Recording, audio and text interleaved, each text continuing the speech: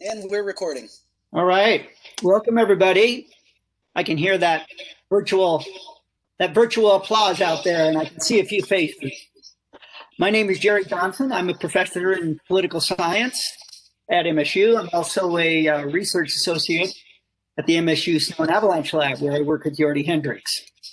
Welcome to, this is the 6th year we've been doing the MSU Snow and Avalanche Workshop. A few years ago, some of us thought it was a good idea looking at the student population that churns so often around here and is out doing some pretty serious play in the winter. We thought this is a great chance to kick off some education, clear the cobwebs out of our heads, start thinking about the upcoming winter season. This is a MSU sponsored event primarily. I want to thank the Dean of Students at MSU and the Dean of Liberal Study or Letters and Science, sorry. Also, the MSU Outdoor Program has been very integral to the development of this program, the MSU Snow and Avalanche Lab, and the American Avalanche Association, which is always full of support for us. And we'll be hearing more from Dan in just a few minutes. Over on I want to encourage you tonight to use the chat. So WebEx down in the lower right-hand corner has a chat bar that you can type in comments, you can type in questions. If there's a piece of information you want to share with us, you can put a hyperlink in there. Fire the questions off to the speakers. If you don't want to raise your hand digitally, you can write in a chat. Also, you'll see occasionally cropping up in that chat column a link to an evaluation survey. So the evaluation survey works for you and us. It works for us because it lets us know how we're doing. It works for you because if you take that survey, leave us your email on a temporary basis, we'll enter you into a drawing for some prizes from some of our sponsors who are this year bringing on North Face, Mammut, and BCA. So each of these 3 weeks, last week North Face, this week Mammut, and next week BCA are our kind of named sponsors, but they've all been behind us for a number of years on this. So let's get started. There's 3 sections tonight. Dan Kaveney from the American Avalanche Association is going to talk to us about what they do and why you should be a part of it. We're going to hear from Matt Madsen trying to get into the backcountry, some of the equipment considerations as kind of that introduction, that we all need at some point in our adventure career. And then I'm going to turn the last half of the program over to the crew from the Gallatin National Forest Avalanche Center. And Alex and Ian are going to plug us into what's going on there, what they do, and some of the thinking that we need to start tuning our brains up for. So I'm going to get this started. Dan Kaveney is a local guy. I've known Dan for a long time. I've been a member of the American Avalanche Association for a number of years. If you are not currently a member, it's not just for pros. It is for everyone who has a vested interest in knowing what's going on out there. I'm going to hand it over to you, Dan. All right. Thanks so much, Jerry. Can everyone hear me? Is it working? Yep. Coming through loud and clear. So I'm sharing my screen, and I'll start with my chat. So thanks so much for having me tonight. It's always a great pleasure to speak at the MSU SAW. I'm going to just say a few words about the American Avalanche Association. We have been keeping people safe in avalanche country since 1986. And we focus our energies on 3 main areas: education and professional development, publishing, and outreach. So I'd like to tell you a little bit about what we do in each of these 3 sort of areas of effort. Education and professional development, we're very enthusiastic about avalanche education as a way to advance avalanche safety. We support the snow and avalanche workshops. There are about 15 of these across the country that we support every year. We are we do that by giving grants to make sure that these can be done in a good way and professionally. We've been involved in standards for avalanche education. Most notably, the recent efforts have gone into creating professional courses for people who are already avalanche pros or would like to become pros, and recreational courses for people who are more recreationally focused. It's important to note that the courses are not different. Well, they are different. They're not lesser than for recreationists than for pros. It's just that recreationists need to focus on different things than pros. And so when you have a course devoted to what you need to do, you can get more of your information that you need, that you can put to work every day. So we certify people to teach pro courses, and we'll review the curricula of recreational course providers to make sure that you as a student are getting the information you need. And you can find those on avalanche.org, which is a website we run in conjunction with the Forest Service that I'll tell you about in just a minute. Normally, we also provide professional development scholarships for people who want to continue their educations, and research support for promising researchers doing avalanche-related research. And MSU is very often a participant or a recipient of our grants. Unfortunately, this year, because of COVID, we're not giving grants, but we will resume that again next year. In terms of publishing, we have a few things we do. Our flagship journal is the Avalanche Review. Here it is. And you can see a picture of it on screen. We publish it 4 times a winter, and it we think features the best in avalanche science and writing. This year we have put together a digital version. I'll tell you a little more about that in a minute, but it's at theavalanchereview.org if you'd like to look at it. We publish the Snowy Torrents, which is a report on avalanche accidents that have happened historically and an analysis of those, where expert authors can tell you about what you can learn based on those. And Snow Weather and Avalanche Guidelines, which is a observations guide so that you can make observations in such a way that you can communicate them to other avalanche enthusiasts. One of our major outreach efforts that I think you'll be interested in is the avalanche.org website. There's a lot of stuff going on with avalanche.org. This photo that I've got in front of you is the landing page, and each of those polygons that you can see there represents a different forecast area that either the Forest Service or the state of Colorado is issuing avalanche forecasts for. So if you go to avalanche.org, you can find all the avalanche forecast information that you need from around the country in one easy place. We also have educational materials on there, as well as lists of course providers who have been approved by the American Avalanche Association for both recreational and professional courses. Another piece of avi.org that we're very proud of is we work with the Forest Service to develop back office tools that your National Forest Service forecasters use to help coordinate amongst themselves and to generate better forecasts for you. This year we've launched a digital version of the Avalanche Review. It is based on, but different from, the print version. And there are a few criteria that we use. We feature articles that benefit from rich media.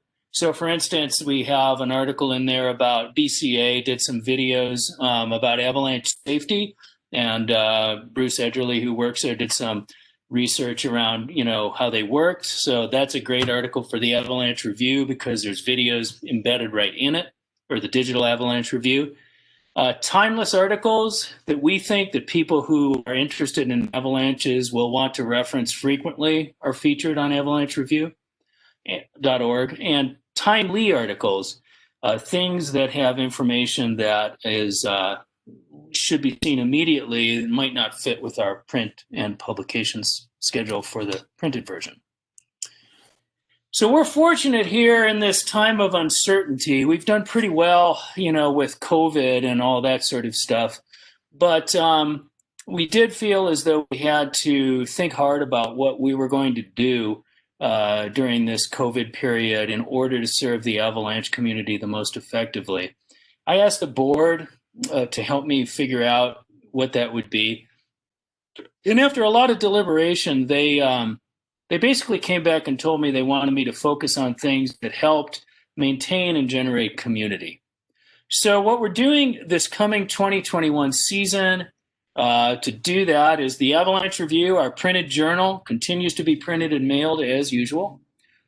We've launched the online version of the Avalanche Review. We hope we'll reach more people. That's free for anybody who cares to go there at theavalanchereview.org.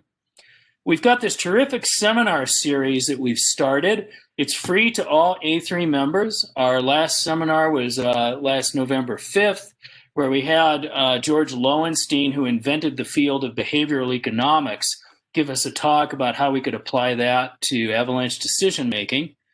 The Snow and Avalanche Workshop grants are going strong. We were able to at least fund, everyone who applied got at least the same amount of money as they got last year. So we managed that. We've been working hard on inclusivity in the field, with a particular emphasis on women, and those efforts continue, and they're yielding fruit in terms of trying to open up the field and recreational membership to more women and people of color. Avalanche.org continues to be an emphasis. And one of the things that I'm really excited about is the free distribution of our publications. So you could always buy printed copies of the Snow, Weather, and Avalanche Guidelines, Snowy Torrents, and the Snow, Weather, and Avalanche Guidelines reference stickers. Now, if you go to AmericanAvalancheAssociation.org at our store, you can choose to buy a printed copy, or if you just want to download a digital copy for free, you can do that. That's one of the options in the store. And we probably have over 1,000 free digital downloads now in the last month or so since we've been doing that. So it's an important part of our program. And lastly, we're focused on pro training. This will be the third full year of the pro training program. It's going well. The pro training providers are all offering courses. If you want to take a course, you got to sign up because they're filling fast. Major sponsors. These are the companies that are making it possible for us to do things like give free digital downloads and print and send the Avalanche Review. So these companies that you see here are the ones who have stuck with your community during their own period of uncertainty.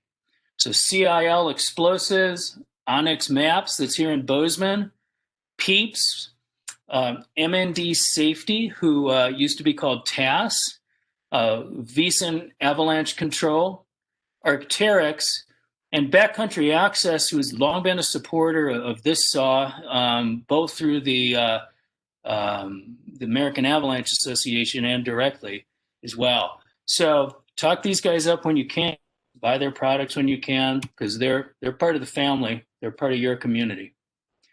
We are a membership organization, and the way that we do what we do is by having members.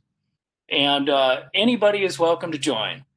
We've been making a strong outreach effort to what we call recreational members, people who don't and perhaps don't want to make their living in the avalanche field, as well as professional members who have at least 4 years of avalanche experience, and affiliate members. This is an excellent way to be right in the middle of the avalanche community pretty easily. And all you got to do is sign up. So I'd encourage you to join. You're more than welcome. We'd love to have you.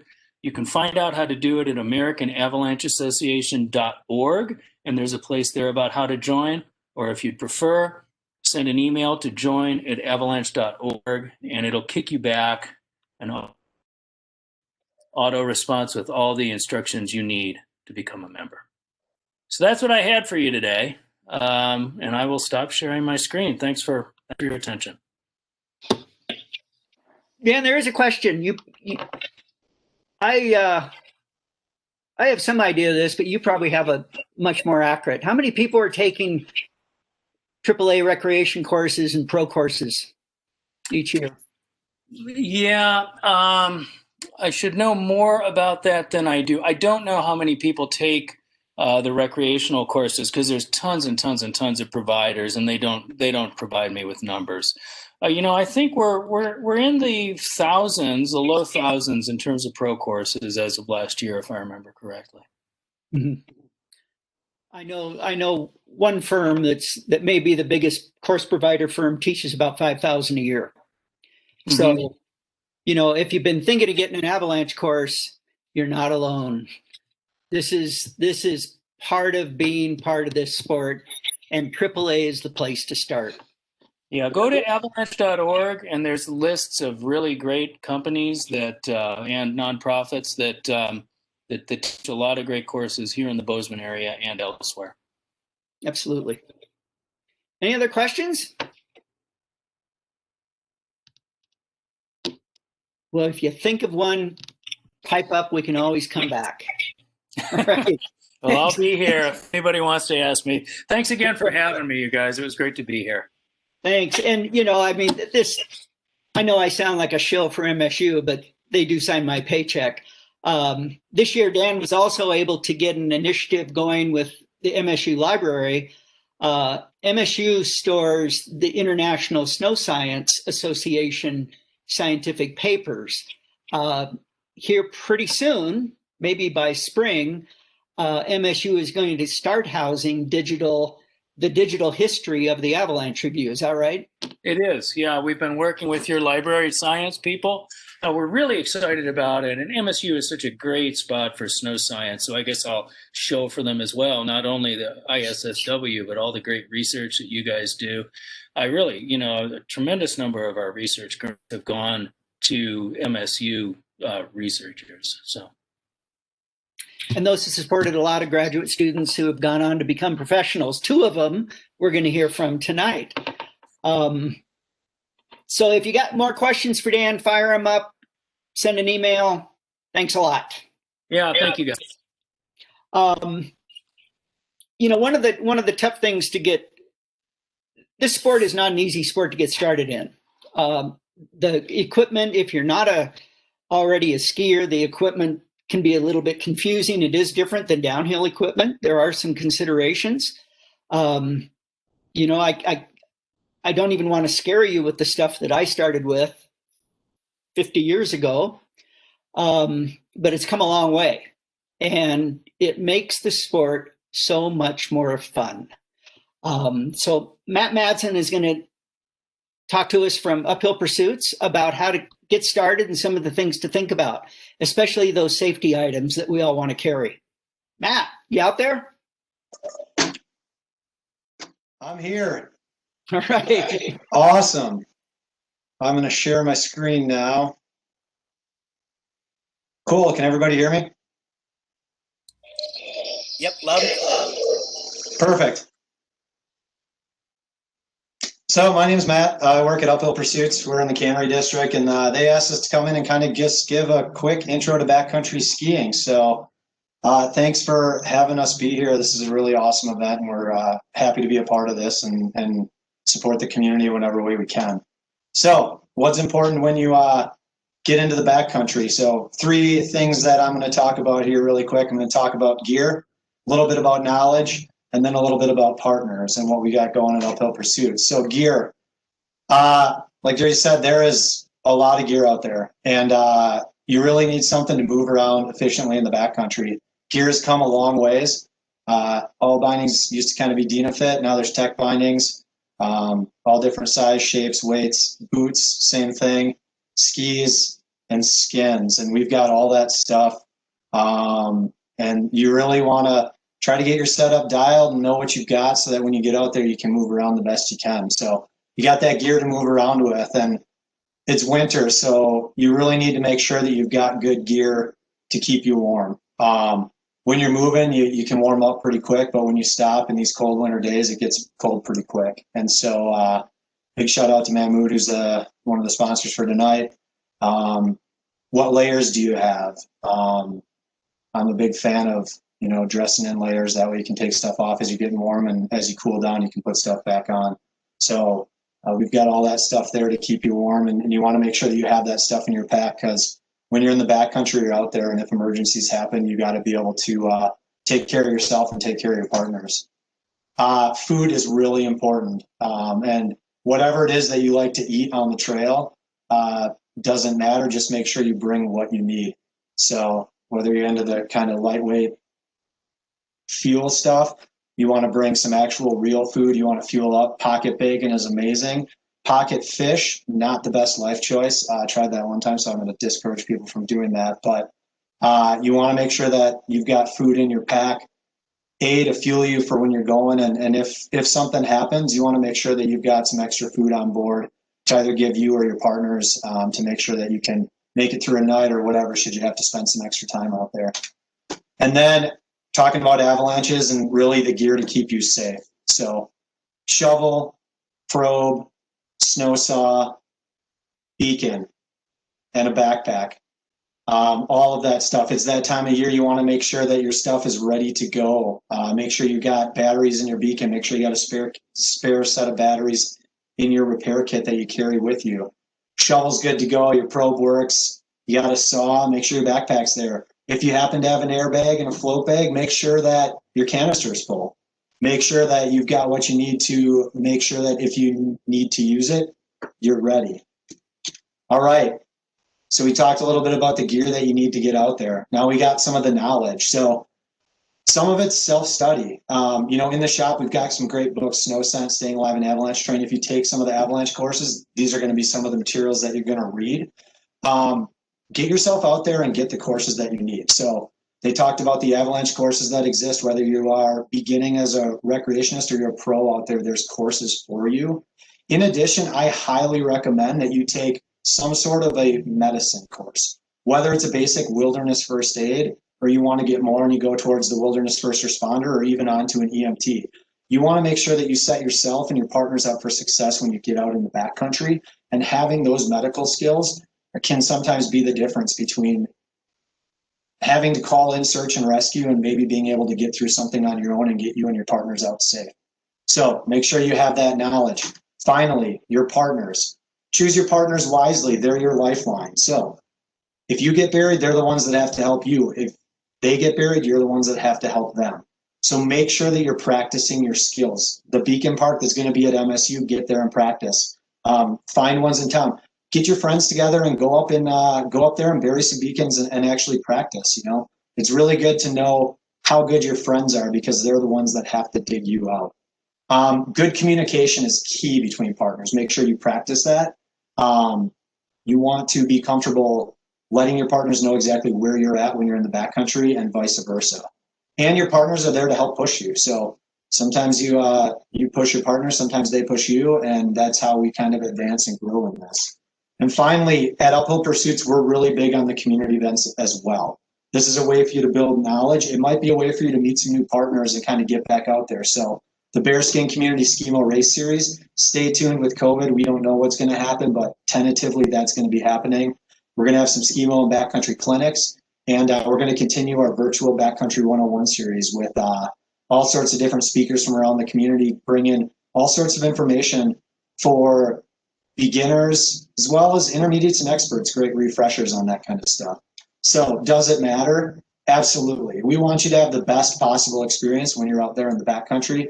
You don't want to look like this ending up on a bush in your pink jacket, although the pink jacket's really stylish, so we don't sell those at the shop. All right, so stop on into the shop. We're located in the Cannery District. We got everything that you need to get into the backcountry safely. And we've got some gear to give away in the raffle tonight as well. So just want to say a big thank you to MSU for letting us be a part of this and for putting this on. And I'm going to go ahead and stop sharing now, and we'll go from there. We do have one question, and it's a great question. Do airbag canisters for Abbey packs need to be refilled each season? I've heard both yes and no. My gauge says it's good and full. What do you say? Yeah. I'm going to say they don't necessarily have to be refilled every season, but if you're not using your canister and it's sitting around, it wouldn't hurt to actually just go discharge your canister and make sure your pack works. You can repack them, you can fill the canister, and you can get back out there and go. And if you want to just have it checked out, bring it on in. We can take a look. We've got everything you need to refill them, check the seals if we have to. So I would say if you have a question, come on in and check them out. Just talk to us and we can kind of take a look at it. Cool. Thanks. And you guys are a BCA refill shop, right? We are a BCA and Arbor refill station. Cool. Yep. Cool.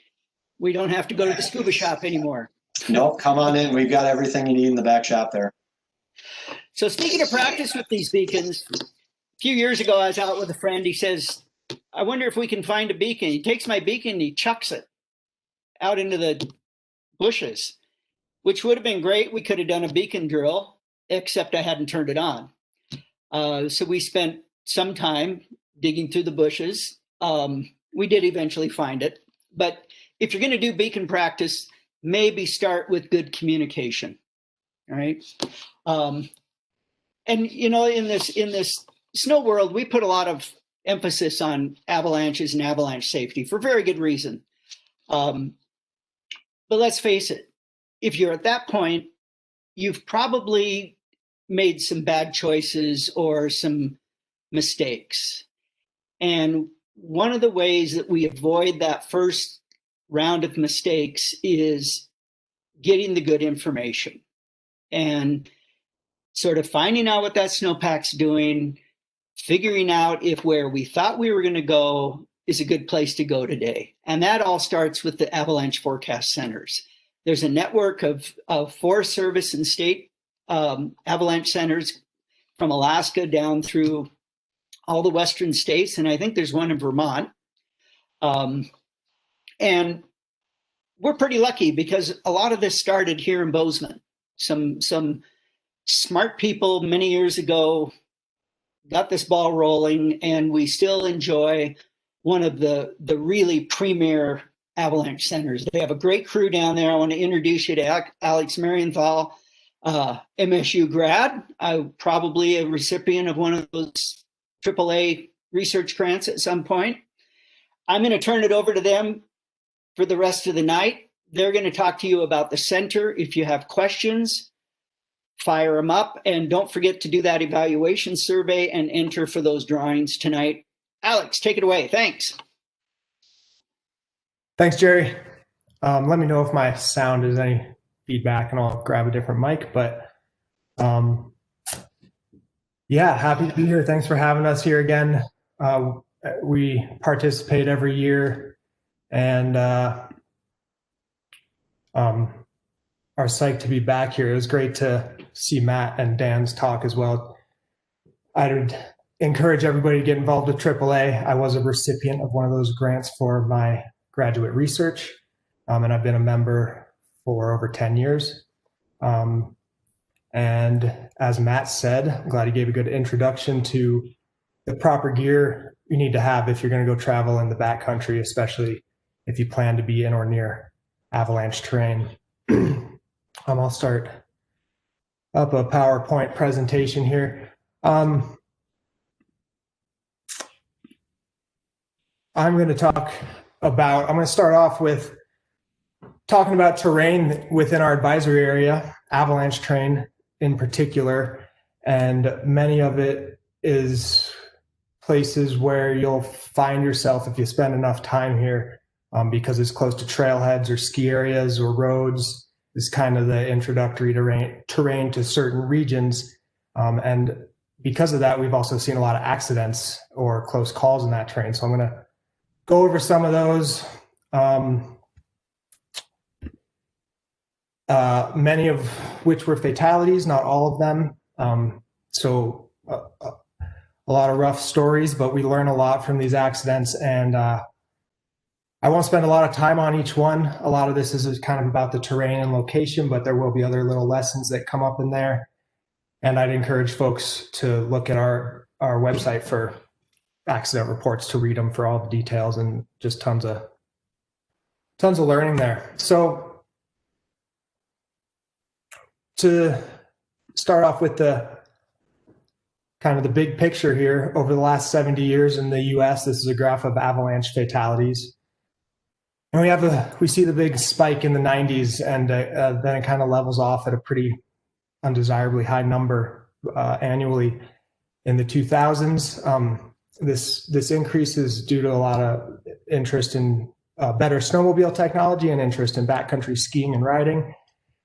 But notably, over the last 5 years, we've been seeing a pretty good decrease, and we hope that continues. And last year wasn't on here with 23 fatalities, but that's down in that little bit lower annual average. And this highlights the efforts that avalanche centers, avalanche educators, the AAA, again, gear shops have gotten way more involved in outreach. And so the community's done really well at spreading the word and getting people educated to reduce fatalities. And so good work. Let's all keep it up. If this is a statistic many people have heard, if they've attended an avalanche awareness class, 92% of victims either trigger the slide themselves or is triggered by a member of their party. And we always point this out because it's telling us that avalanches don't just happen to everybody. They're happening to those of us who are putting ourselves in their environment, especially here in the US. They're not just coming down out of nowhere on towns and roads too much. In Montana, this is the fatalities over the last 10 years. And it's backcountry skiers and snowmobilers that are getting caught and killed in avalanches. Prior to the early 2000s, we were seeing a lot more snowmobilers getting involved in Montana. This was a lot more skewed graph, but over the last 10 years, it's very equal. So both these user groups are our target audience for our forecasts and our education, and this talk here, the terrain I'll talk about, is applicable to both. So most folks here are probably here to learn how to stay safer when you're out there hiking, ice climbing, skiing, snowmobiling. Hunters as well around here, especially with season falls like this where we're getting a lot of snow. We've seen close calls with them getting caught in avalanches. So it's worth being aware of all these factors that contribute to avalanches. We kind of break down the avalanche equation into 4 variables. Snowpack, we got to have a slab, an unstable snowpack, slab and weak layer.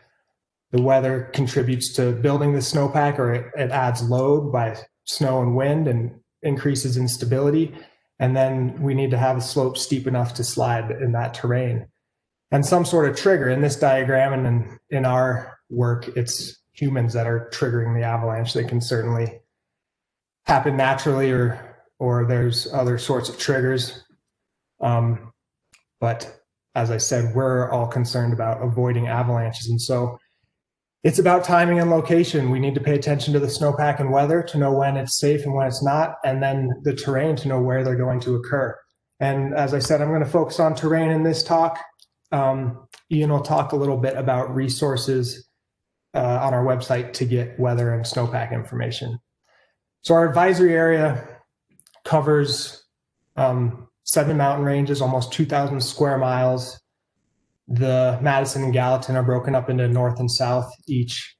And then the Centennials down here, we don't issue danger ratings for, but we've seen a lot of traffic and incidents there lately, and we're starting to host observations page and try to share some information for them. I'll start in the Bridger Range here, right outside of Bozeman, on a piece of terrain that we probably lose sleep over the most, Saddle Peak. This avalanche happened last year in January. Luckily, nobody was caught or injured, but it was, as you can see by this track, going into the crown here, that was a close call for that guy. Surely a change of undergarment after that. But Saddle Peak is a hot topic for us because it's easily accessible from Bridger Bowl ski area. Here's Saddle Peak here on the left. The Slushman's chairlift at Bridger Bowl goes up right here.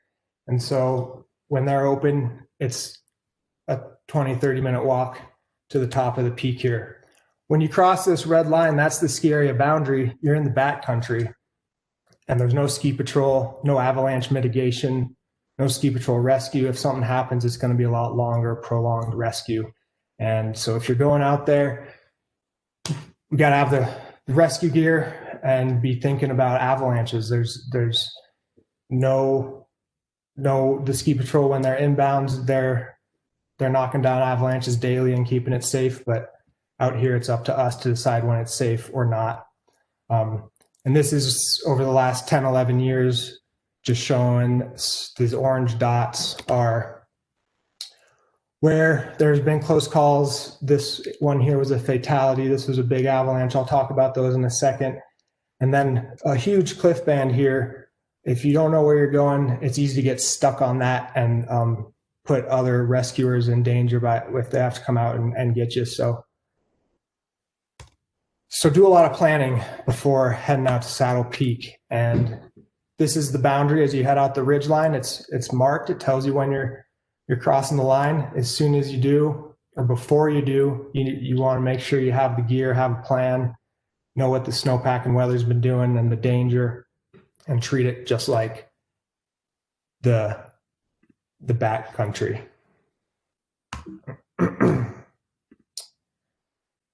And Saddle Peak's tricky because it's got this strong temptation. It's easy to get to. It's amazing terrain. It's a big, steep pitch and often holds really good snow. And you'll see people out there just making it look great. Sometimes there's tons of tracks, but we got to be careful not to let these sorts of influences pull us out there. Just because there's tracks or other people are going doesn't mean it's safe. They might have a different risk tolerance or level of knowledge than us. Which brings up skier compaction, an idea that a lot of tracks will lead to stability by breaking up the layers of the snowpack and breaking up the weak layers, getting rid of them basically, which works when you have thousands of tracks every single day. Like in the ski area, they use this technique because they can put thousands and thousands of skiers every day down the terrain. But Saddle Peak gets 10, 50 at most a day, maybe 100, but even that's not enough. When we're in the backcountry, skier compaction, snowmobile compaction is a very minimal factor. And this is a video of Doug Chabot here and Carl Berkland explaining that a bit from 2009.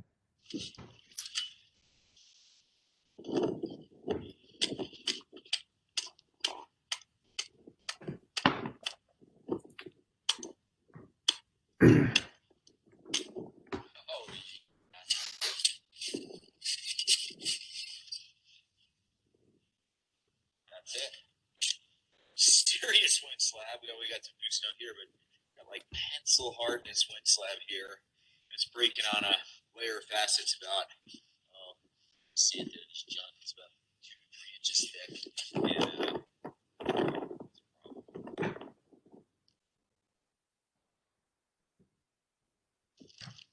Here's the ECT. We pulled that off. So there's a weak layer we're worried about. It's just junk under there. We've got this hard slab sitting on top of it. What that does is, we can put hundreds of skiers down this slope, and we're never going to impact that weak layer. That weak layer is going to be with us for a really, really long time. And what we got to worry about then is if we put another big load, no matter how much skier compaction we get on here, we could still get a fracture to come right through there on the slope. So Doug and Carl made that video in December of 2009, dug that pit up on up here on Saddle Peak. I don't know exactly where they were, but probably on this lower angle terrain early in the season before it had a big slab on it. And then this happened in February of 2010. Lots of people had skied it all year long. You can see hundreds of tracks up at the top here from the days prior to this avalanche. And what happened was the Bridgers got about 3 to 5 feet of snow, equal to 3 inches of snow water equivalent, just heavy snow and strong winds. And it overloaded that weak layer they were showing, and it broke out this huge avalanche all the way across the face. And it took out this rib here, which is often considered the safest route down. So we know there's no true safest route down Saddle Peak. There are just times when there's no way you're going to get down it safely. Luckily, nobody was killed, caught, harmed in that. It was a big learning experience and a fortunate close call for the community. 2 years ago in April, Bridger Bowl had closed for the season, and during the week we got a big storm, 2 or 3 feet of heavy snow, close to 3 inches of snow water equivalent. This year we had a much generally stronger snowpack, not that buried weak layer like Doug was showing in that last photo. We didn't see a ton of big avalanches in the Bridger Range, but it was a big snow year, and big storms, even without weak layers, can lead to avalanches. On Friday, April 13th, this storm ended. There was really strong winds, and the ski area opened for a bonus weekend. And on Saturday, skiers started to get out of bounds. And one skier headed up the ridge to Saddle Peak by himself, and from the chairlift, somebody witnessed him take a few turns and trigger this avalanche right on that rib there. And it carried him over 1,000 feet down and buried down here. Unfortunately, he was by himself, and the skier who saw it on the lift reported to ski patrol, who was able to get out there, but it took over an hour and the skier didn't survive. With a partner and a beacon, he would have had a lot higher chances. Of course, trauma can sometimes kill you before a rescue is possible. But this avalanche was nowhere near the size of that one in 2010, but just as deadly.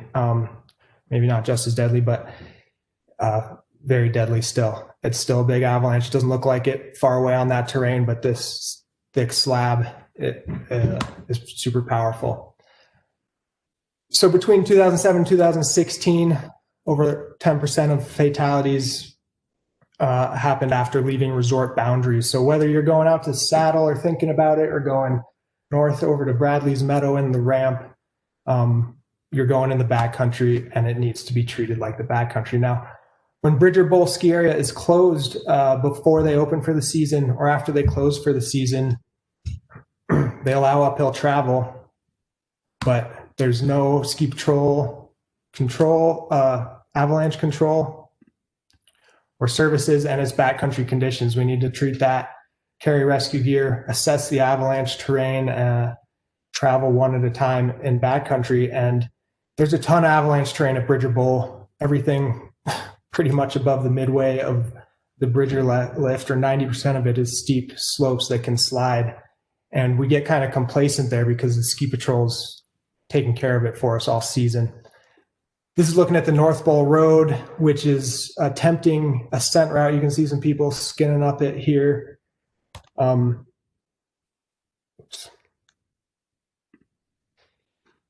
It's attempting ascent route because it's low angle. It's a nice flat road, but it crosses under. Here it is here. It crosses under 20 avalanche paths, and you can see some debris. This is kind of a flat light photo, but it's definitely putting yourself in exposure. And while you're not in the starting zones, there's definitely sometimes people can be up on the ridge. They could knock a cornice off or not know you're down below and want to ski something here and trigger an avalanche. So This isn't the best ascent route. Over up Bronco's a little bit less exposed. Another popular place to go up when the area is closed is the apron over here. It's also avalanche terrain, a little bit less exposed than that North Bowl Road. It doesn't have as many paths above it, but just something to consider if you're seeing a skin track going up that. Doesn't just because sometimes the skin track highways aren't always in the best spots. And this is looking down at a hidden gully on the apron. A lot of times people skin up here, kind of in between Hidden Gully and Northwest Passage. But the debris here goes all the way down into the flats. This was a huge slide that Ski Patrol triggered with explosives. So the type of thing they're mitigating. So we don't do it when they're open, but if we have enough snow early season and before they open, this kind of thing's possible. So treat the ridge like avalanche terrain. And this is looking at that slide's crown up in Hidden Gully there, just gouged down to the rocks and dirt.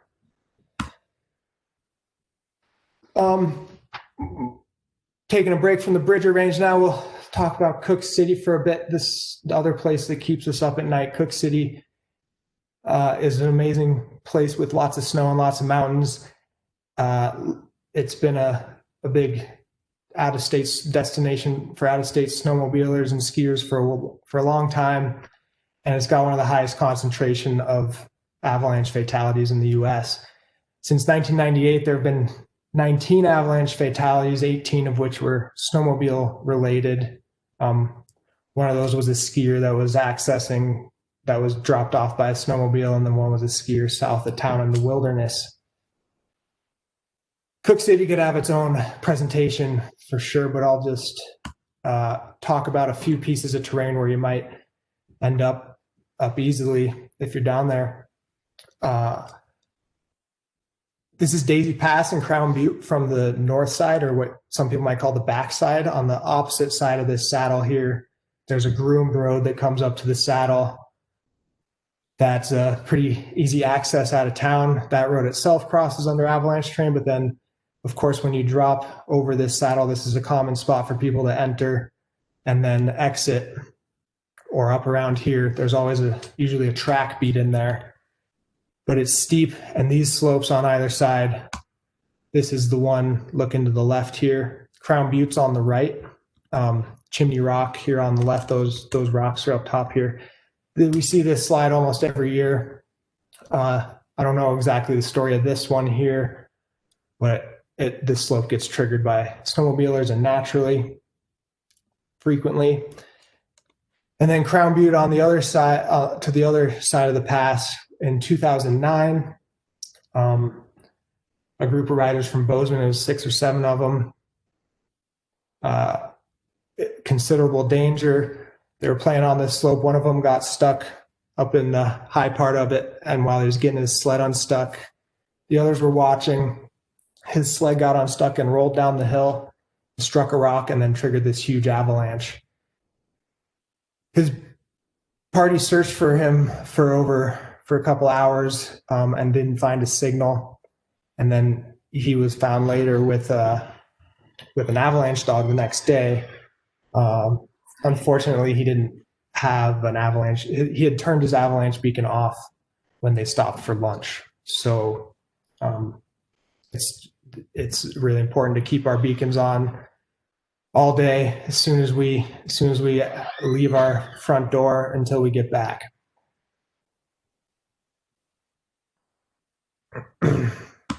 Just around the corner from this, on the other side of this ridge, in 2014, a snowmobiler was killed on this slope. Another group of 6 or 7 were playing on this slope.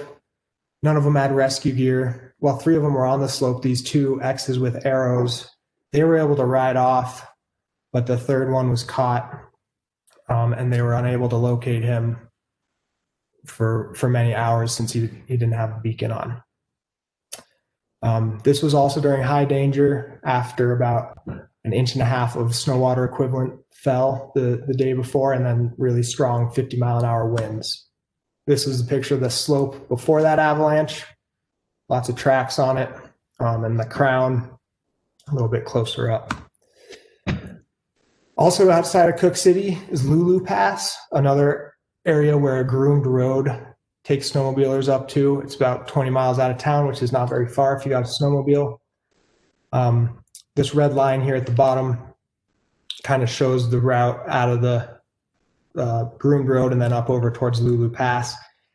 And where that arrow is pointing to cabins, there's just some old mining cabins where people kind of gather. It's a little kind of safe zone before you cross underneath what are clearly some big avalanche paths. But despite them being clear avalanche paths, a lot of people ride through here kind of without stopping to make sure everyone in the group is good with the conditions, or going one at a time, just because there's almost a packed highway through there. So anytime I'm heading up here, stop in the trees here, make sure no one's high marking these slopes, make sure my partners are good with proceeding ahead. And that's a photo of an avalanche that Eric Knopf watched a guy trigger who was high marking this slope. He triggered the slide and was able to drive his snowmobile off into these trees to safety. Luckily, was not caught or worse. There's a lot of big avalanche terrain in Cooke City, but and throughout our advisory area, but there's also small terrain that is deadly and less obvious. This is, again, on the Daisy Pass Road, closer to town. The road crosses below this slope here. And especially in a snowstorm, it's hard to identify this as an avalanche path. And there's another path down here that was also resulted in a fatality in a different year under similar conditions, where the riders knew it was high danger, had intentions of sticking to low angle terrain, playing in the meadows all day. On their way up, one of them got played up a little bit on this hill and triggered a slide that came down and caught the party and buried and killed one of them.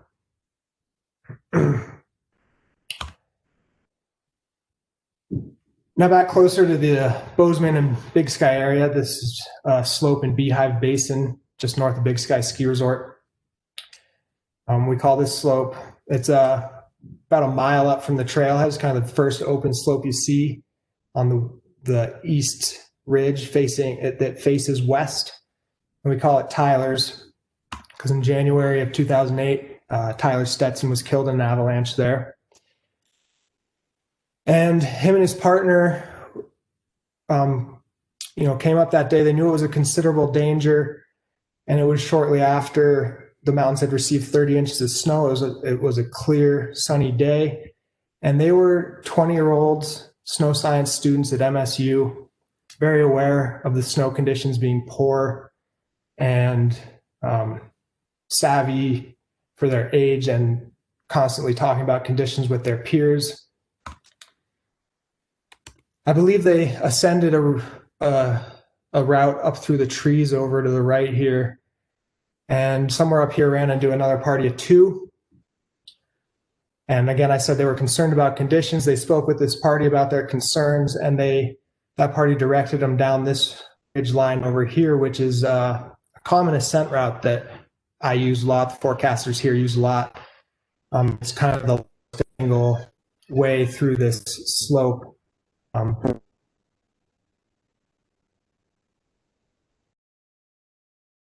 Overhead hazard over here, and it's kind of on the edge of this. So they intended to come down this slope, which is a pretty safe descent if you stick to it.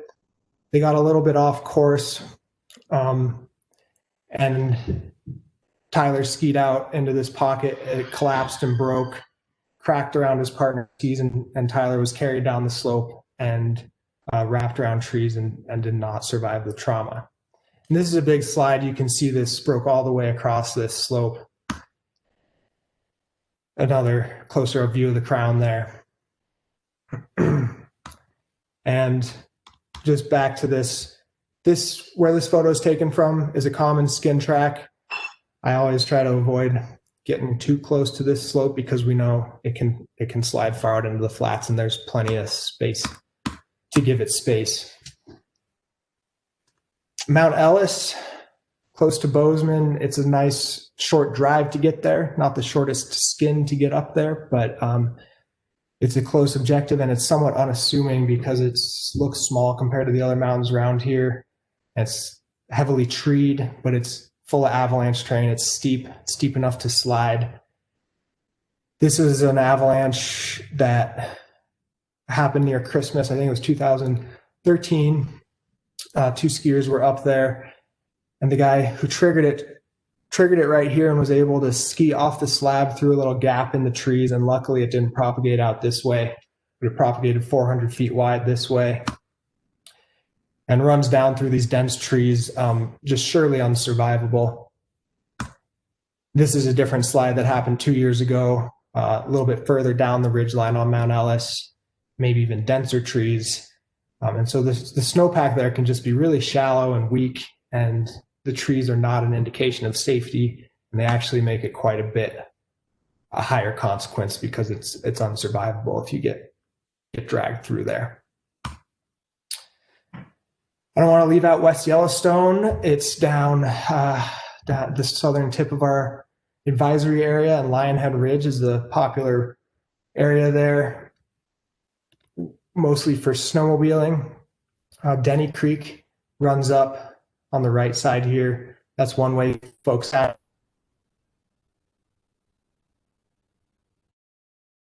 to from the other direction. This avalanche, Doug and I were coming down the ridge on our snowmobiles and saw this group of riders looking over the edge, which had us curious what they were looking at. And this guy had come up from the back, not aware that the cornice was there overhanging the slope, got a little too close to the edge. The cornice broke off. His snow bike got caught down there. He was able to cling his way back up. But he was faced with the challenge of getting his bike down through these trees, which took him a while, but luckily wasn't a worse outcome. But it brings up the point of cornices, being really careful along ridge lines, stay far as back as possible from the edge, especially if you know which way the road went, and be careful below them as well. Next few photos are from further up Denny Creek here, where over the last few years I've just seen some really big avalanches that run down into the common path that people take up there, and slopes that get tracked up a lot. That photo and this photo are the same slide, and all the tracks over here were also an avalanche train. Luckily, this didn't take those out, but an avalanche later in the season did break even deeper and take this whole slope out over here. So that's some of the terrain in our area. That by no means is an exhaustive list. It's just a small capture of some places where we see a lot of traffic. We've seen incidents where we might find ourselves. And in order to navigate terrain safely, we got to make an objective assessment of the danger and adjust our plan accordingly. And that requires gathering the bullseye data of whether the snowpack's unstable, if it has buried weak layers, what the recent weather's been doing. Is there recent avalanches? Ian's going to talk a little bit about how to gather that information, and then figure out what kind of terrain we feel safe traveling in for the day. And it's all about timing. Sometimes any of this terrain is good to go, but we got to gather all the data and know it. And we might have to wait till the middle of summer, like in this photo, until it's just refrozen, melted and refrozen 100 times to get on that steep terrain. And sometimes we can go high marking slopes in the middle of winter if we know from the snowpack and avalanche history that it has been stable and it's a nice solid snowpack with no weak layers. But other times we got to avoid it all season if that sugary weak layer is lingering at the base. Like last year, this is the same slope, different season. But last year, it was not as stable. A snowmobile triggered this slide. No one was caught, but it was huge. There's Doug standing up near the crown, almost 20 feet deep. And those are the days where staying in the flats, having a little bit of throttle to make the low angle face shots deeper can help, or knowing where that low angle ski terrain is great for those days. So I'll wrap it up there and pass it on to Ian. Our accident reports, MT Avalanche /accidents. You want to look into those a little more. Stop the screen share here, and I can take a couple questions, but we'll let Ian get set up, and then I can take more questions after he's done too.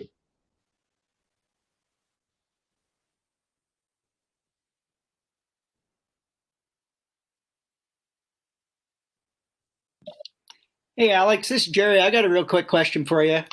You use the term Swede several times. For people who might not understand what that is, can you explain that really quickly? I'll get into it in my presentation too. I have a couple slides on it, Jerry. But thanks. Yeah, good question though, Jerry. Snow water equivalent, which is, Ian will explain that a little more. Do we have any other questions, or should I go into it? I don't see any in the chat box here. I'll let you take over, Ian. And okay. I'll answer if anyone. I'll stick around for questions once you're done. Perfect. Thanks, Alex. Okay, let me get my screen sharing set up here. And Google Chrome. Okay. Share. There we go. Okay. You guys should all be able to see my screen there. Thanks for having me. I just a second ago put into the chat box a link to subscribe to our forecast. It's the same link as if you go onto our website and click that subscribe button. It'll take you to the site where you can put your email address, get on the subscriber list for our avalanche forecast. Every morning, we'll get an email. Dave Zinn, one of the other forecasters, put out a forecast this morning. If you were subscribed to the email list, you would have gotten that. If you're watching this presentation and you live in Southwest Montana, there's really no reason not to be subscribed to our forecast. We'd love for you to read it every day, but at the very least, before you go out of the backcountry on those days when you're going out, you just have to read the forecast. Alex was talking about the seasons where we have weak layers at the bottom of the snowpack, and they're a problem all year, and the seasons when we don't, and weak layers could develop in the middle of the year. This is your place to get that information. We'll lay it out for you. You don't need to be a snow scientist. That's what we're here for. So please click on that link in the chat, subscribe to our forecast. Also on our homepage, or you can subscribe to our Instagram. Let's see, down here, there's our Facebook, Instagram, YouTube, and Twitter. And just really recommend that you follow us on those platforms also. Every afternoon, so we put out our forecast in the morning, that gets emailed out. It is also on our website. But in the afternoon, we make videos when we go out in the field, most days at this point, and we'll post those in the afternoon. They serve as a nice little afternoon update that can help give you an idea of what's going on in the afternoon. Those will also be linked the next morning in our forecast. But if you're subscribed to social media, you can get that as soon as we put it out. So just want to lay out that there's four of us. So there's Alex and I and Dave and our boss, Doug.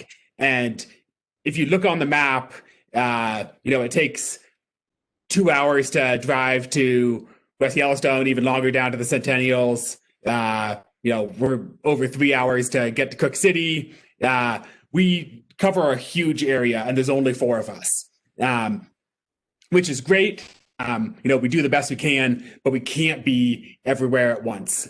So I just really like to put in a plug to submit observations. You can see this button on our homepage right here. It's also up under the forecast. Submit a snow observation. And We don't need anything fancy. You could also leave us a voicemail. Our voicemail number is down at the bottom of the screen, or send us an email at our website or at our email address, and send me a picture just telling us, especially this time of year, we have so little information. So if you dig in the snow, that's great. But even if you just go out and you say, there's 12 inches of new snow, or, we found snow from 2 weeks ago, there's still snow down there. That's super helpful. I talk to people, and people are worried that they're going to overload us with info, and we're so far away from that. We'd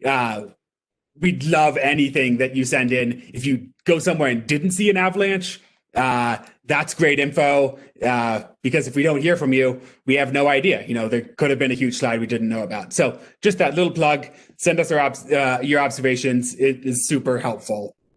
Now I'm going to go and do a little tour of some of the features on our website. The first thing I want to point out is our education tab. So you're at this snow and avalanche workshop. You're obviously interested in avalanches.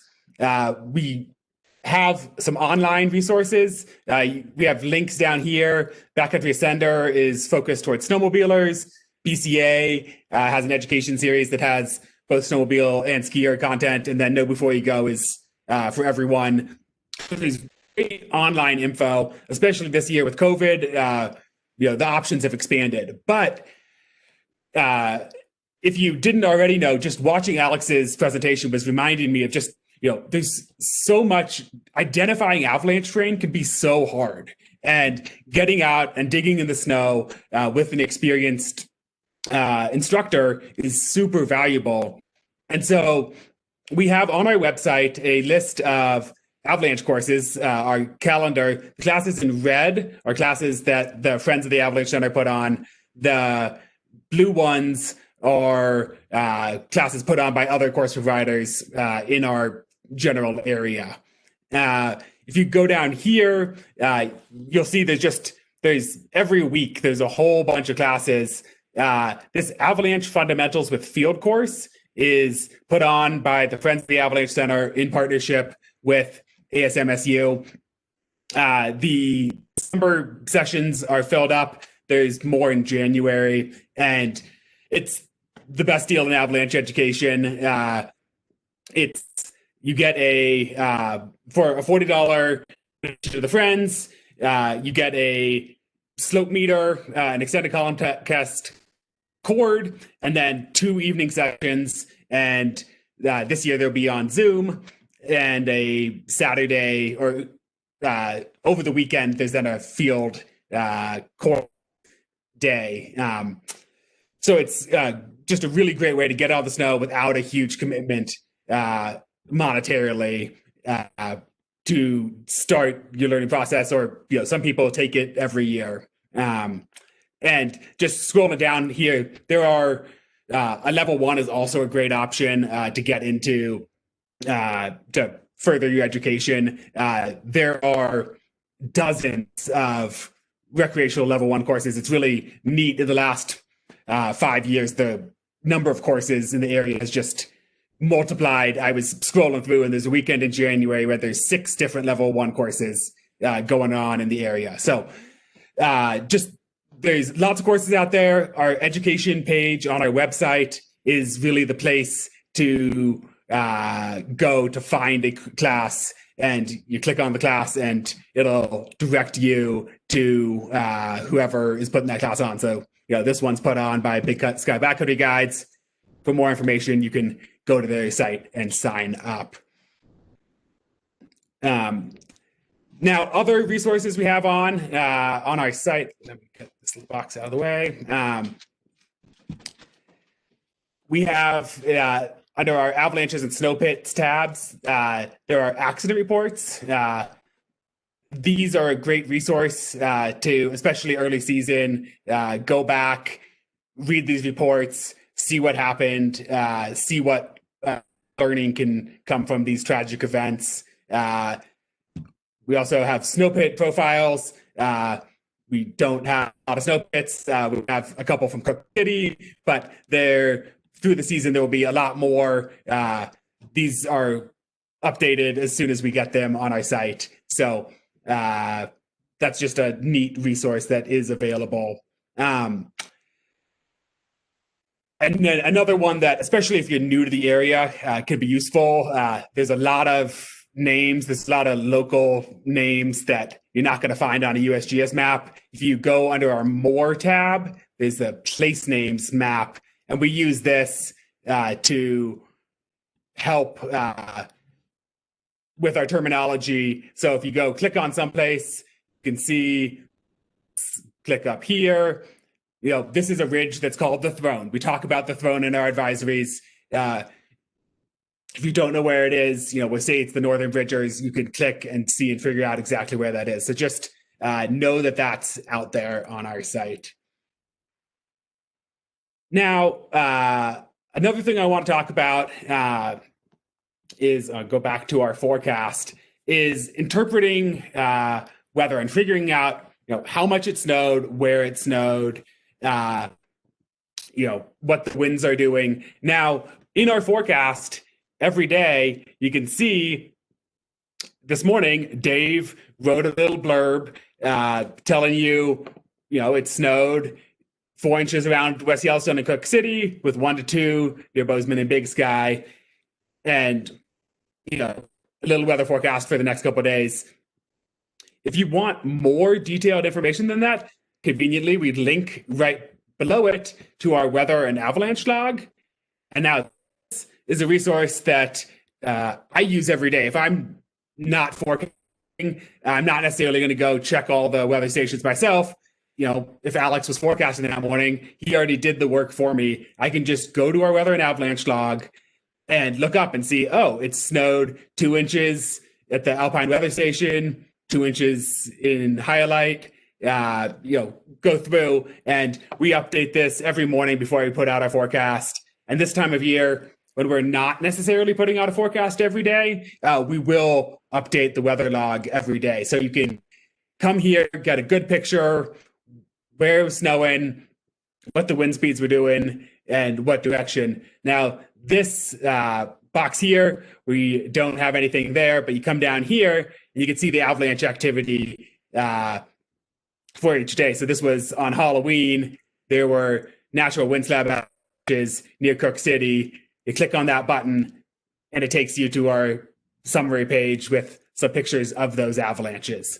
So just a great overview, can help remind you as well what's been going on. Once we start putting out danger ratings, those will be populated here in this column. So the weather and avalanche log is a great overview that can be really helpful, especially, you wake up in the morning, you're trying to figure out where to go ski or ride. Alex said it snowed, 6 to 10 inches. You want to figure out where those 6 inches were and where the 10 were. Come to this weather and avalanche log, you'll be able to see. Now, if you want even more specific info, under our forecast tab, we have these regional conditions pages. So I'll click on the Bridger range, for instance. We have them for each of our forecast zones. So you could also click on the Northern Gallatin or the Northern Madison, etc. On this page, we have that 24-hour snowfall and wind. Now, so this is the same info that was populated on that weather and avalanche log. And then there are just a couple of the automated weather stations. So for the Bridgers, it's the Bridger Lift and the Bridger Ridge weather station. So you can see the winds and you can see the snowfall from the Bridger Lift. The other nice thing for checking out the weather, so, there's no danger rating today, this bottom line, there's some other stuff that we put in here. But if you scroll down to the bottom, you get to the webcams. Obviously, it's fairly dark right now, but we have these webcam links, and it's great. I often use them, when I'm trying to figure out, is it cloudy? Is it sunny? Especially in the springtime, if you're trying to time the sunshine, and you can see, oh, it's sunny in West Yellowstone, but even though it's cloudy up here, having the webcams is super useful for figuring out what's going on weather-wise. And we also have a little weather forecast. This is just pulling it from the NOAA page. You can click on that, and now you have a weather forecast for a spot in the Bridgers. Obviously, that works for whichever region you're in. So our regional pages are a nice resource. They also have photos from the region, the videos that are appropriate, and then the avalanche activity that's happened most recently. If you click on any of these, it'll give you a little bit more info. Now, if you want more info than the regional pages, and you're like, okay, I'm going to the Bridgers. I really want to see, did this 2 inches of snow happen yesterday morning, or did it happen like just a couple hours ago? And you want to figure it out for yourself. What you can do is you go up to the weather tab, and you can click either the weather station's links. This takes you to a map. So that's, okay, I'm going to the Bridgers. I'll zoom in here, and you can see there's a whole bunch of weather stations. So all of these are associated with the Bridger Bowl ski area, and these ones are snowtail sites. So I can click on that Bracket Creek snowtail site. This one would take me to the page. I could also go up and find it by name, knowing that I want to go to the Bracket Creek snowtail site. So there's a lot of information on these pages, and I know it can be challenging even for experienced users to figure out what's going on, and it just looks like a wall of numbers. I'm going to stop sharing this screen for a second and pop things around so I can share you my next. I got a slideshow to share here. There's that. So let's play from start. There we go. Okay. So that Bracket Creek snowtail site that I just found on the website, this is the Northern Bridgers. This, you can see Fairy Lake is here. It's just to the south of Fairy Lake. That's, clicked on it. That's Sacagawea Peak up there. So the snowtail site is, puts out all of these numbers, and it's just good to remember that those numbers are applying to one little patch of snow down here, relatively low. It may have well snowed a bunch more, a couple thousand feet. So just remember that whenever you're looking at weather station data, that it's really only giving you info about that one spot. Now, with experience, you can learn to apply that. If it snowed 3 inches down here, maybe it will have snowed closer to 5 on the ridge. Those sorts of things. So here's a picture of the Bracket Creek snowtail site. This is just a generic snowtail site. There's a whole bunch of features. The ones I'm going to focus on today, there's a temperature sensor on this mast. There's a snow depth sensor. I'll give a better picture of that. And this snow pillow is this big, it's basically a bag filled with antifreeze that then it has a line that runs into this little shelter and measures the change. So it's basically a big scale made out of antifreeze to measure the snow water equivalent that Jerry asked about a little earlier. I'll talk about that more in a second. And then this precipitation gauge, which is basically a big tube with, again, antifreeze into it. Somebody's trying to annotate. Decline that. It's a big tube with antifreeze. Snow or rain falls into that, raises the level, and increases the pressure. And you can see that on the readout. Let me click there. So the snow water equivalent is coming from that snow pillow. The snow depth is coming from, it's an ultrasonic sensor. It makes basically an inaudible chirp and measures the time to bounce back. The precipitation accumulation comes from that tube, and the air temperature is a thermometer in a little shield. So this is data from yesterday morning, so the 8th, and going back to the 7th. So looking at snow just over the weekend, and want to go through how you figure out how much snow. So if it happens to be the morning, you can just look and see what one of our forecasters already wrote up for you. But if you want to figure out, it's 10 o'clock at night, you're trying to figure out it's storming, you want to see what's going on, you could do it for yourself. So snow depth is the thing that most of us are so let's start there. So, yesterday at 1300 at 1 o'clock in the afternoon, there was 7 inches of snow being measured by that sensor. This morning, there were 10 inches. So if you do a little bit of subtraction, you just subtract 10 inches, 7 inches from 10 inches, and you end up there are 3 inches of snow accumulated between 1 o'clock and 7 o'clock the next day. And you can actually see that mostly all happened just in that morning. It's 7 right up here at 1 a.m. So we got 3 inches in just 5 or 6 hours. So fairly simple subtraction. You can obviously do this for any time period you're interested in. If you want to figure out, okay, how much did it snow the last 2 days? You can do that same thing as well.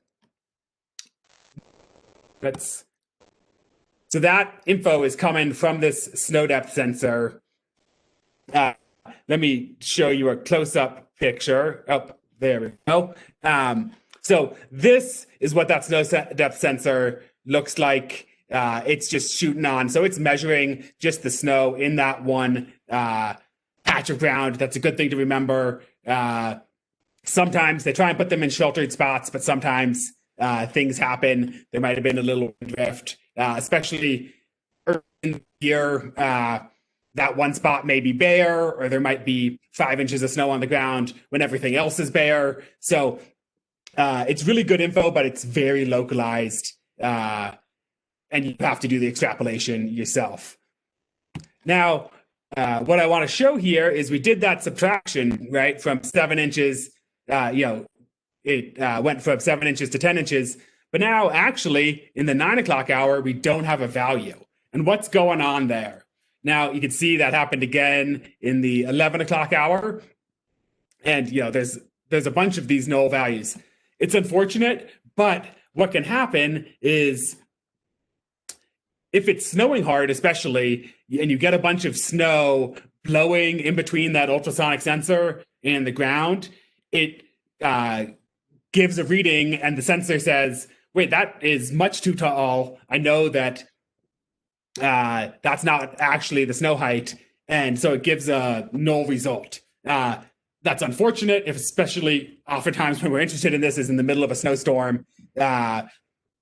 So just know those null values. There's just data, and you're going to have to use a different tool to figure out what's going on.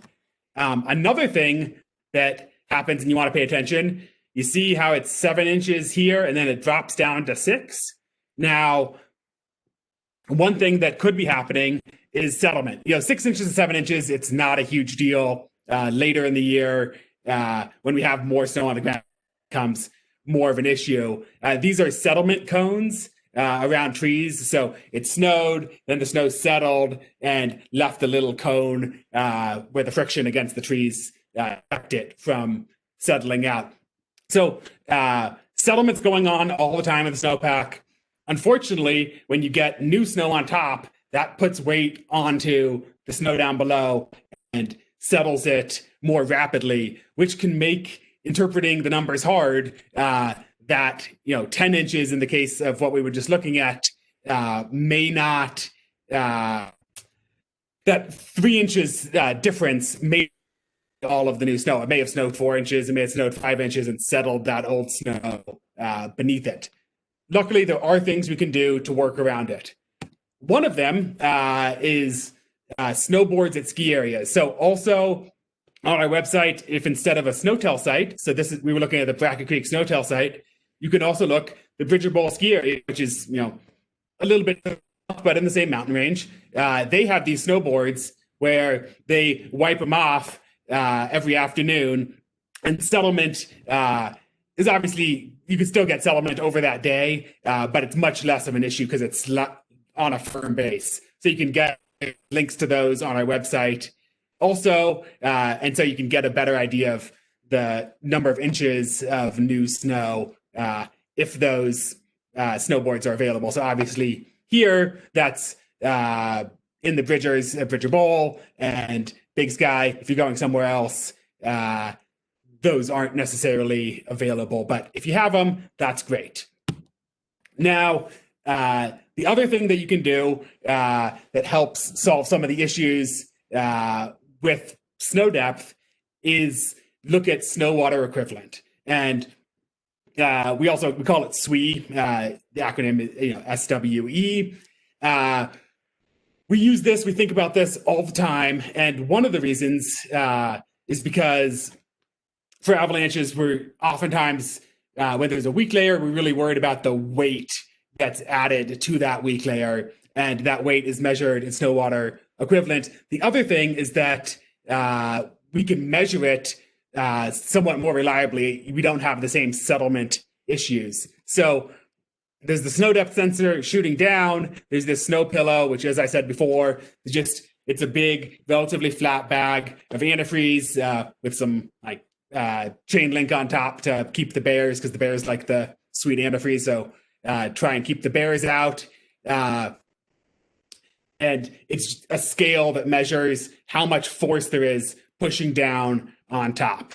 So what is snow water equivalent? So if we had 10 inches of snow and you melt it down, the amount of water that you end up with, the depth of water, is the snow water equivalent. And so in this example, they have a 20% snow density, which is typical of a wet snow. So if it's just around freezing as it falls, you might get something in the ballpark of 20%. In this example, 10 inches fell, you multiply that by 20%. So that's, and you end up with 2 inches of snow water equivalent. So there's 2 inches of snow water equivalent, and the rest of it was air taken up by the snowflakes. When they melt, they're now taking up less space. So that's all snow water equivalent is. When you can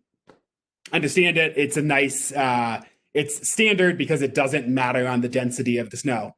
Around here, especially typical dry midwinter, a storm comes in, snow will be 10%. You can definitely have much lighter or heavier.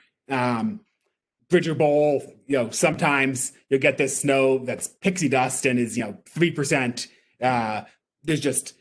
It's mostly air, just a little bit of water. But 10% is sort of a good number. That's a round number. It also makes the math easy. If it's 10 inches of snow, that would be 1 inch of water. Or in our case, because we're oftentimes going from the snowtail site, 1 inch of water is 10 inches of snow. So how do we do that in this case? So we'll go back, same page. We had our snow depth over here. Now we're looking at snow water equivalent. So we start off, it was at 2.2 inches of snow water equivalent. This morning, we're at 2.4 inches. You do that subtraction again, and I covered up. Well, you do that subtraction, and it's 0.2 inches of SWE, right? So it's 2.4 minus 2.2 is 0.2. If you multiply that by 10, that's assuming a 10% density, you'll end up with 2 inches of new snow. If it was a 20% density, that would be, if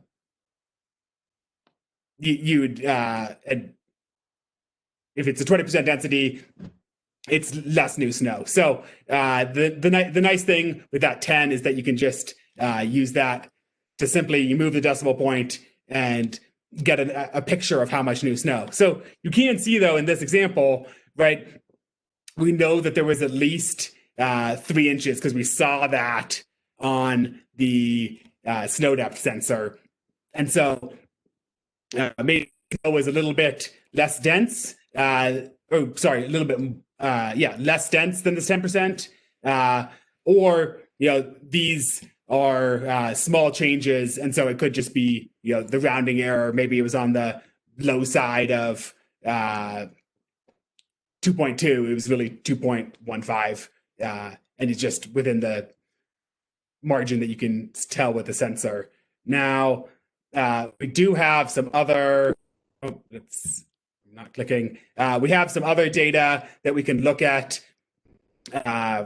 on the same page. The precipitation accumulation coming from the big can, I'll show that to you in a second, and air temperature can be useful. You can see here, also, if you thought it was snowing, it's 50 degrees out. It was 50 degrees yesterday afternoon. And remember, this is on the 7th. So it was 50 degrees out. It wasn't actually snowing. If any precipitation was happening, that was rain. It got colder. And conveniently, it happened at the same time that the precipitation really started to move in. The problem with precipitation accumulation, the reason it's not super reliable, we don't use it for snow, is it's basically a big tube, and missed snowflakes, especially if it's blowing at an angle, you won't get the same amount of precipitation measured in there. Or if it's wet, heavy snow, you can build a little mushroom cap and not actually pick up any snow at all, even though it has been snowing. So really the snow water equivalent and the snow depth sensor, using those in conjunction. And, it is tricky. It takes some thinking about the bigger picture to figure out really what those sensors are telling you. The nice thing here is we do a lot of that work for you in our forecast area. But if you're going other places outside of our forecast area, or in the spring or the fall, before we're putting out forecasts every day, you can do it yourself. And I hope this was helpful. And here's a picture of Doug riding into the fog a couple years ago down at Lionhead. So open it up. If anybody has any questions, I would love to hear them. So let's go. And we could Alex can come back if he wants, and we can answer any questions about his earlier stuff as well. Okay. Any questions out there?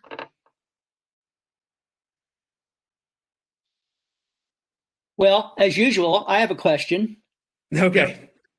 So if I'm going to travel, can I use this same sort of information in another forecast area? Do all the forecast centers basically give me the same kind of information?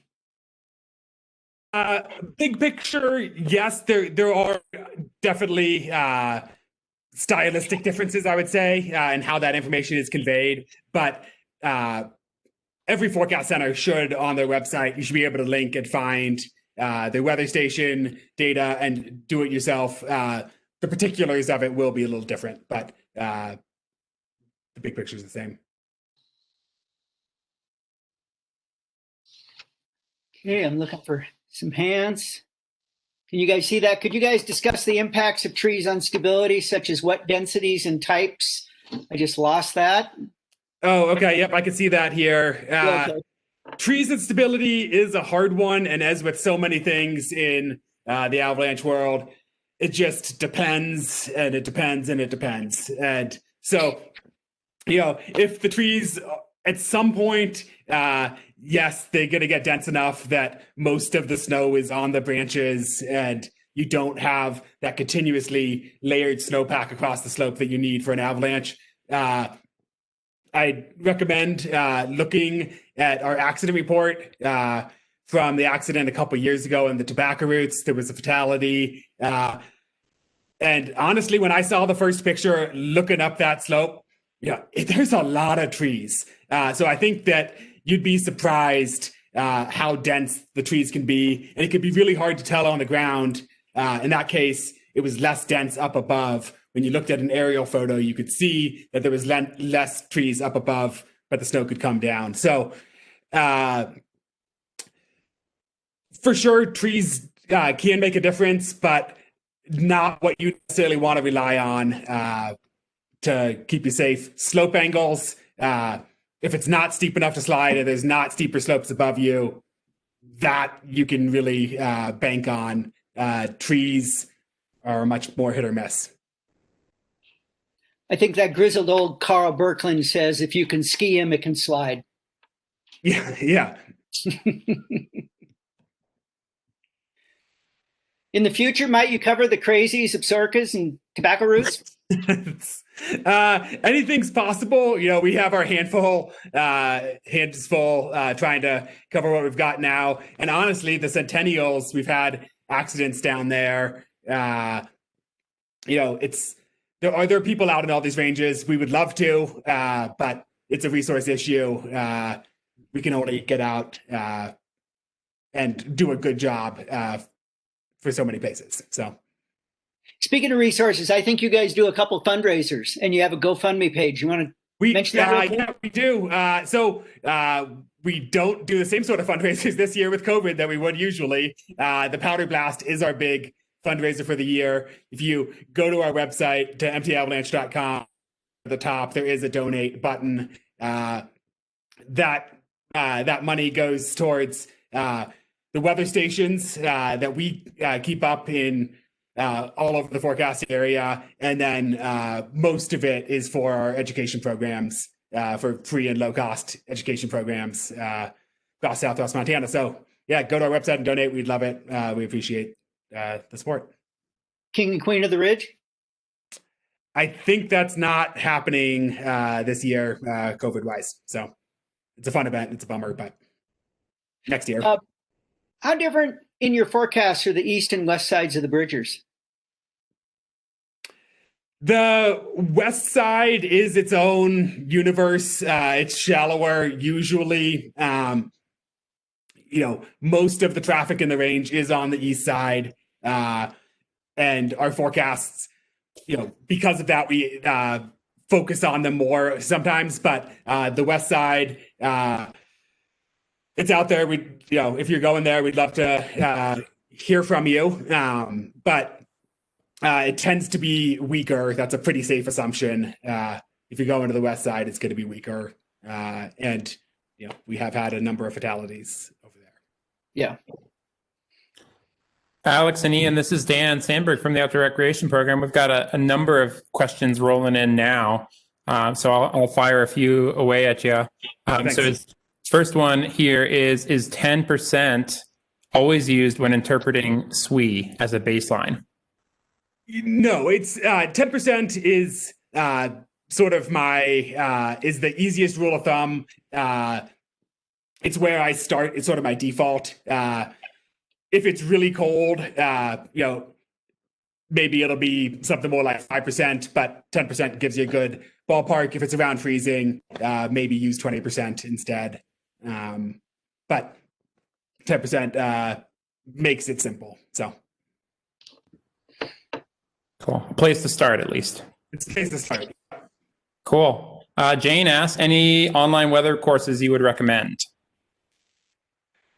I don't know specifically for weather. Al, do you know anything? Any class? Like there's, most of the Avalanche classes are going to, off the top of my head, but yeah, most things are online now. I know it's likely full, like a lot of things, but the weather forecast course, mountain weather forecasting that Jim Woodmansey does through the American Avalanche Institute. I'm guessing they're doing some online stuff with that. That'd be a good place to start, I think, for weather forecasting is AAI. And even just, the ASMSU class, I'll be given a weather and snowpack lecture. So really, if you're interested in weather, find an avalanche class, and it's going to have a weather component as well. All right, rapid fire here. Shane asks, local reports will always be the most accurate, but are there any mobile apps or other software recommendations for avalanche conditions and or backcountry trip planning? Trip planning is a bigger question. There's tons of mapping apps, Onyx, which we talked about earlier, which supports the American Avalanche Association. So there's lots of mapping apps that can be useful. In terms of avalanche information, there are some that will direct you to our avalanche forecasts, but really you go to our website, you can pull it up on your phone,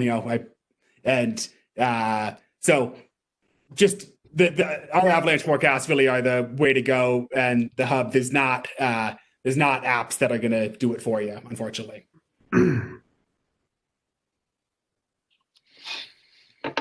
Cool. I got one more here. Yeah, go Is ahead. your growth affected by litigation? Whitney asks. So what's restraining your growth or your ability to hire new forecasters? Is there anything related to litigation or? No, I mean it's resources from the forest and donations, and we have 4 forecasters for a relatively small area and center. We're doing fairly well, but just it takes a lot of resources, and so there's not any outside constraint like that. It's money is basically what it comes down to. A big part of what governs where we forecast for our work is where people are, and they just continue they've always been, not always, but they've been in these areas like I showed in my presentation, and the use in those areas continues to grow as it does expand beyond our area, but we find ourselves needing to kind of cover the areas we have covered even more thoroughly. Hey, Ian, if I could chime in on the apps question. Both Cal Topo and Gaia will be presenting your forecast as well as all the other Forest Service forecasts in their app, as it becomes live. So here in Montana, it's not, you aren't issuing regular forecasts yet, but as soon as you do, it'll be in both Gaia and Cal Topo. So, and stay tuned. There's some more of that stuff coming that I can't announce yet, but that's happening, just to let the questioner know. Thanks, Dan. Okay, looks like I've got one more here, and then I'll turn it back over to Jerry for our final word. Will you be covering burn area snowpacks this year, specifically relating to the Bridger fire? Not in particular anymore. And then we cover those areas all the time. At least I don't know if it's convenient or not, but the Bridger fire was at the southern end of the range. It generally gets less snow. We'll see. Maybe some of those areas will be skiable sometimes. Not expecting a ton of recreation in there, but we may be wrong. So. We always cover the whole Bridgers, and those burn areas shouldn't be, the snowpack in them shouldn't be noticeably different from the unburned areas around them. They may have less trees, but they'll be similar. All right. If you see these guys out here this winter, thank them, buy them a beer, maybe a hamburger, give to the Forecast Center. I will put on my political science hat here for just a moment. These guys work for a federal agency. They're working on public lands, your public lands, and the level of interest tonight in what's going on in those public lands in just one season is pretty important. So we went over 180 people logged on tonight. Huge interest. Thanks for Zooming with us. Next week is our research night. We'll be hearing from one of my colleagues in Norway, Andrea Momberg, a couple MSU graduate students. And so I hope to see you there. In the meantime, have a good week. Thanks for showing up. Night. Link just went into the raffle, to the chat for the raffle as well. Please fill out that survey so we can find out more what you want to see in future SAW events. Thanks so much. Thank you.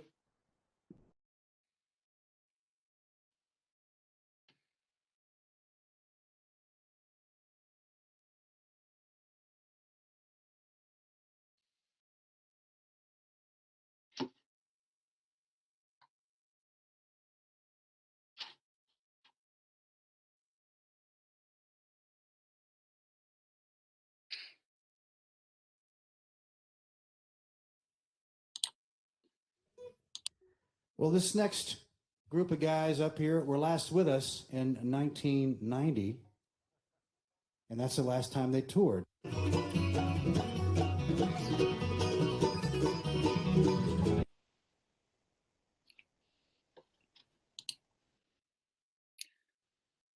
All right. Paul, Dan, you there?